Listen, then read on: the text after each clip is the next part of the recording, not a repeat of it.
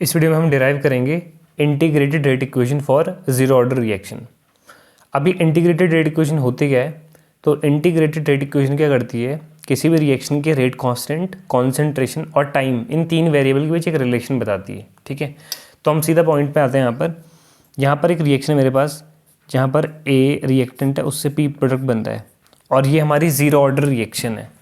इस रिएक्शन का जो ऑर्डर है वो कैसा है, यहाँ पर जीरो है, यानी कि एन की वैल्यू जीरो है। तो इसके लिए according to rate law, rate का एक्सप्रेशन क्या हो जाएगा, आर इज इक्वल टू के इंटू कॉन्सेंट्रेशन ऑफ ए की पावर ज़ीरो, क्योंकि ज़ीरो ऑर्डर रिएक्शन है। अब यहाँ पर आगे जाएगा आर इज इक्वल टू के, क्योंकि किसी की भी पावर ज़ीरो क्या होता है, वन, तो ये टर्म वन हो जाएगा, तो are is equal to K आ गया।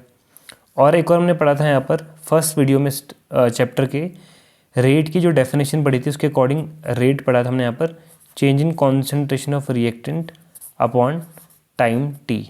ठीक है, ये पढ़ा था यहाँ पर ना, माइनस आ जाएगा क्योंकि रिएक्टेंट की कॉन्सेंट्रेशन के टर्म्स में।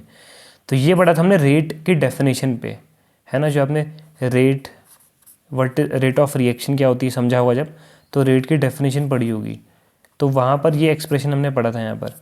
और ये हमने पढ़ा था यहाँ पर रेट लॉ, जब पढ़ा था प्रीवियस वीडियो में, रेट लॉ में पढ़ा था। अब इन दोनों रेट के एक्सप्रेशन को हम क्या करेंगे, यहाँ पर इनको हम कर देंगे कंबाइन।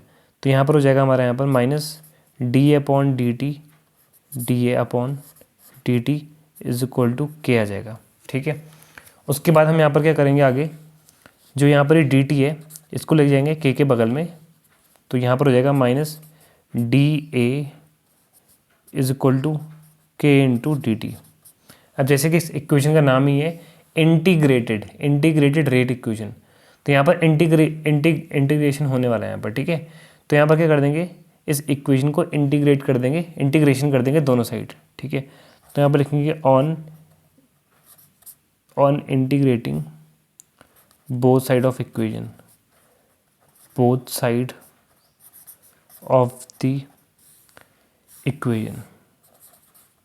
तो इक्वेशन के दोनों साइड हम इंटीग्रेट कर देंगे यहाँ पर, तो यहाँ पर हो जाएगा इंटीग्रेशन का साइन आ जाएगा minus D A is equal to, अब यहाँ पर कांस्टेंट का इंटीग्रेशन होता नहीं है, वो बाहर ही रहता है, के इंटू डी टी।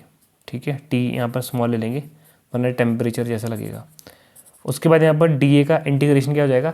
अब आपको यहाँ पर थोड़ा सा इंटीग्रेशन पता होना चाहिए यहाँ पर, है ना, कि इंटीग्रेशन कैसे करते हैं। ठीक है, थोड़ा सा बेसिक्स आइडिया हमें होना चाहिए कि जो यहाँ पर क्या होता है, मैं आपको यहीं पर बता देता हूँ यहाँ पर, कि अगर कहीं पर भी ऐसा है यहाँ पर ना, इंटीग्रेशन ऑफ डी एक्स तो वो जाता है एक्स, ये इंटीग्रेशन ऑफ डी वाई तो हो जाता है वाई।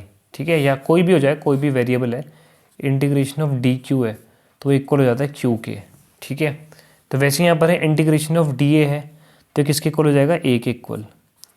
किसके इक्वल हो जाएगा यहाँ पर, ये ए के इक्वल। फिर यहाँ पर है इंटीग्रेशन ऑफ डी टी, किसके इक्वल हो जाएगा, टी के। जैसे यहाँ पर है ना, integration of D X X के इक्वल है, integration of D Y Y के इक्वल है, integration of D Q Q के इक्वल है, वैसे यहाँ पर इंटीग्रेशन ऑफ डी टी किसके इक्वल हो जाएगा, टी के इक्वल। अब जब इंटीग्रेशन होता है तो इक्वेशन में, जिनको नहीं पता उनको बता दूं, जब इंटीग्रेशन होता है तो इक्वेशन में एक इंटीग्रेशन कांस्टेंट आई यहाँ पर ऐड होता है, या सी बोल लें, वहाँ पर हम ऐड कर देते हैं। तो यहाँ पर जो आई है वो यहाँ पर हमारा इंटीग्रेशन कांस्टेंट है, इंटीग्रेशन।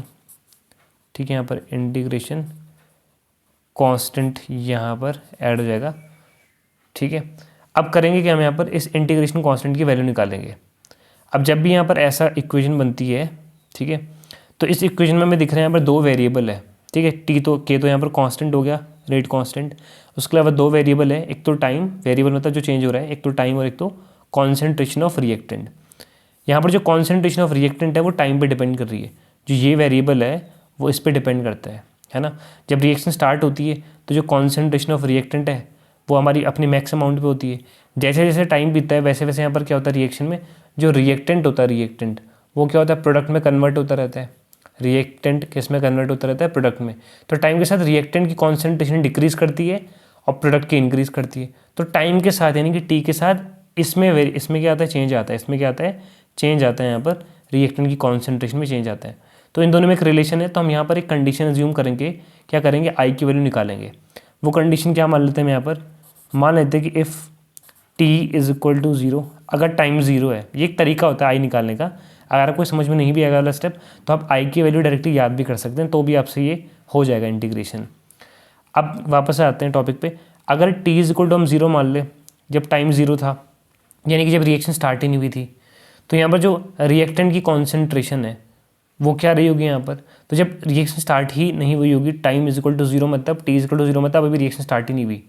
तो जब रिएक्शन स्टार्ट ही नहीं हुई है तो उस समय यहाँ पर क्या रहा होगा, जो रिएक्टेंट है उसकी कंसनट्रेशन क्या रही होगी, मैक्सिमम रही होगी। क्या रही होगी यहाँ पर, मैक्सिमम जितना मोल हमने लिया होगा। क्योंकि रिएक्शन में तो ये होता है ना कि अगर कोई भी रिएक्शन यहाँ पर हो रही है, अगर कोई रिएक्शन हो रही है यहाँ पर जहाँ पर ए रिएक्टेंट पी प्रोडक्ट में कन्वर्ट हो रहा है, स्टार्टिंग में अगर मैंने इसका मान लो 40 ml लिया है, तो टाइम के साथ क्या होता है कि इसका जो अमाउंट है ना ए का वो घटता रहता है, डिक्रीज़ करता रहता है ना। पहले मान लो अगर रिएक्शन स्टार्ट ही नहीं हुई तो 40 ml ही रहेगा। जैसे रिएक्शन स्टार्ट होगी, जैसे जैसे रिएक्शन आगे बढ़ेगी, टाइम बीतेगा, T is equal to 1 second होगा, T is equal to 2 second, 3 second, 4 second, 5 second, वैसे वैसे ये अमाउंट घटता रहेगा। 40 ml से हो जाएगा 30, से हो जाएगा 20, से घट के हो जाएगा 10, और जब रिएक्शन कंप्लीट हो जाएगी तो उसकी अमाउंट हो जाएगा 0, है ना। तो स्टार्टिंग में इसका जो क्वांटिटी होता है ना रिएक्टेंट का, उसे दिखाया जाता है ए नॉट से। ध्यान रखना, उसको किससे दिखाया जाता है यहाँ पर, ए नॉट से। ए नॉट मतलब होता है इनिशियल कॉन्सेंट्रेशन, मतलब वो क्वांटिटी जो हमने ली है रिएक्शन में रिएक्टेंट की, है ना। तो यहाँ पर जब टी इक्वल टू 0 है, मतलब जब रिएक्शन स्टार्ट ही नहीं हुई, तो जो ए की कॉन्सेंट्रेशन है ना वो इक्वल होगी ए नॉट के, मतलब अपनी इनिशियल कॉन्सेंट्रेशन की इक्वल होगी यहाँ पर, ठीक है यहाँ पर। और देखो यहाँ पर जो इनिशियल कॉन्सेंट्रेशन होती है उसको ए नॉट से दिखाते हैं, और किसी भी टाइम टी पे मतलब जब रिएक्शन स्टार्ट होगा उसके बाद किसी भी टाइम पे, रिएक्शन के स्टार्ट होने के 4 सेकंड बाद, 5 सेकंड बाद, जो एक कॉन्सेंट्रेशन होती है ना किसी भी गिवन टाइम पे रिएक्टेंट की, उसको सिंपल हम ए से दिखाते हैं, ए टी से दिखाते हैं, सॉरी ए टी से दिखाते हैं। और इनिशियल जो कॉन्सेंट्रेशन होती है जो स्टार्टिंग में ली है उसको हम ए नॉट से दिखाते हैं, ठीक है। किसी भी टाइम टी पे जो कॉन्सेंट्रेशन होती है उसको हम ए टी से दिखाते हैं। किसी भी टाइम मतलब जब रिएक्शन स्टार्ट हो जाती है उसके बाद, है ना। रिएक्शन स्टार्ट होने के 30 सेकंड के बाद, 20 सेकंड, 4 सेकंड के बाद, 5 सेकंड, 6 सेकंड के बाद कॉन्सेंट्रेशन जो आती है उसको 80 से दिखाते हैं, और स्टार्टिंग में जो हम लेते हैं उसको दिखाते हैं हम ए नॉट से। उसके बाद यहाँ पर हम जब टी इक्वल टू 0 था तो ए किसके इक्वल होगा, ए नॉट के, वैल्यू पुट करते हैं यहाँ पर। तो यहाँ पर आ जाएगा ए नॉट, यहाँ पर आ जाएगा हमारा यहाँ पर A naught is equal to T 0 रख दिया तो पूरा टर्म 0 हो गया, तो ये हो गया आई। तो यहाँ पर आ गया I is equal to A naught minus A naught आ गया, ठीक है, ये आई की वैल्यू आ गई। अब इसको कहाँ पुट करेंगे, यहाँ पर हमने ये सब कंडीशन अज्यूम ही की थी आई की वैल्यू निकालने के लिए, तो आई की वैल्यू जो माइनस ए नॉट था ये आई की वैल्यू पुट कर देंगे इस इक्वेशन में, ठीक है।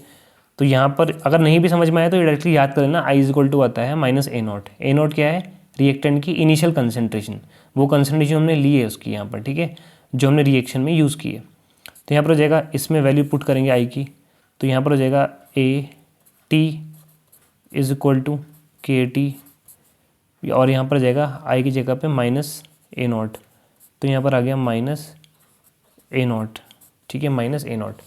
फिर यहाँ पर अगर मैं निकालूँ के इज इक्वल टू क्या जाएगा, मुझे निकालना है के इज इक्वल टू क्या, इसको उधर लेके जाएंगे तो के टी इज इक्वल टू, ये -1 जाके प्लस हो जाएगा, तो ये हो जाएगा हमारा यहाँ पर A naught minus A T, ठीक है, ए नॉट माइनस ए टी। उसके बाद यहाँ पर फाइनली एक्सप्रेशन आ जाएगा हमारा K is equal to A naught minus A T, A naught minus A T upon T, किया जाएगा हमारा integrated rate equation for zero order reaction.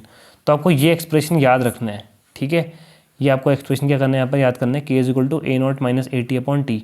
A naught हो गया रिएक्टेंट की इनिशियल कंसनट्रेशन, ए टी हो गया कंसनट्रेशन एट टाइम टी, किसी भी टाइम टी पे, मतलब रिएक्शन स्टार्ट होने के 4 सेकंड बाद, 5 सेकंड बाद, 6 कितने में टाइम बाद जो रिएक्टेंट की कॉन्सेंट्रेशन होती है, और टी यहाँ पर हो गया हमारा टाइम, टी यहाँ पर क्या हो गया टाइम। तो इसकी डेरिवेशन आप 1-2 बार प्रैक्टिस करेंगे तो आपको अच्छे से आ जाएगी।